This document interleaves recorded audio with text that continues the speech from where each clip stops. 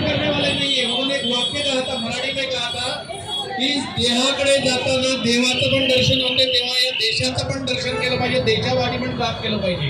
हर एक व्यक्ति ने अगर आंखें और कान खुली रखकर इस देश के लिए काम करने का सोचेगा तो हर्षा के ऊपर जो प्रयोग हुआ वो कोई भी कर, हमेशा हमारे नाक कान और आंखें खुली रखेंगे तो ये ऐसा कार्य का हिंदू ज्यादा है वहां ये नहीं चलता। इसके लिए हम अगर खुला रखेंगे आंखें और हमारी कान तो एक चीज नहीं होगी। हर्ष बंदूक से हथियार से हमला करने की कोशिश की, आपको याद होगा तो याद कीजिए, लेकिन उसमें का एक गद्दार था जिसने बताया चंद्रशेखर आजाद यहाँ है।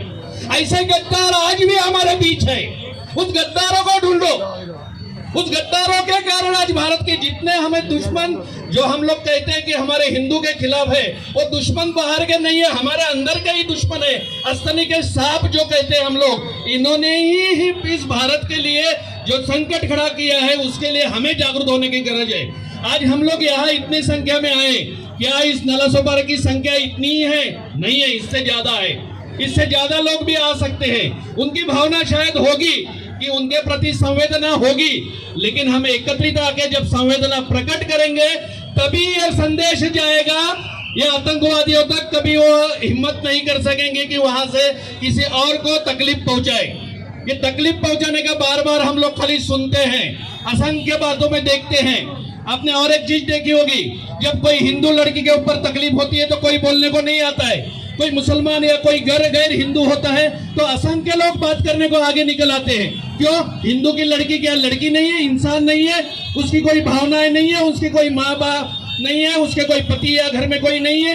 तो उनके ऊपर भी ये जो दोगलापन है हमारे बीच में, इसको दूर करने की जरूरत है। इसके लिए हमें संगठित होने की गरज है। हम लोग कहते हैं जिला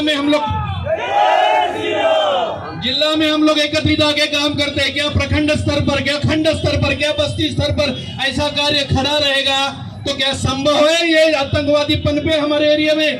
नहीं। तो हमें हमारा काम बढ़ाना चाहिए।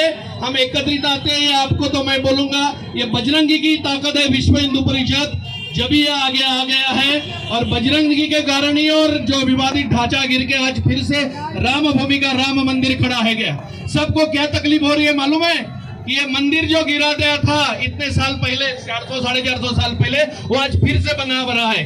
क्या है सिर्फ मंदिर बन रहा है? नहीं, हिंदुओं की एकत्रित होने की जो भावना है वो फिर से पनप रही है। हिंदू कभी ऐसा सोच रहा था, मुसलमानों ने क्यों मंदिर गिराया?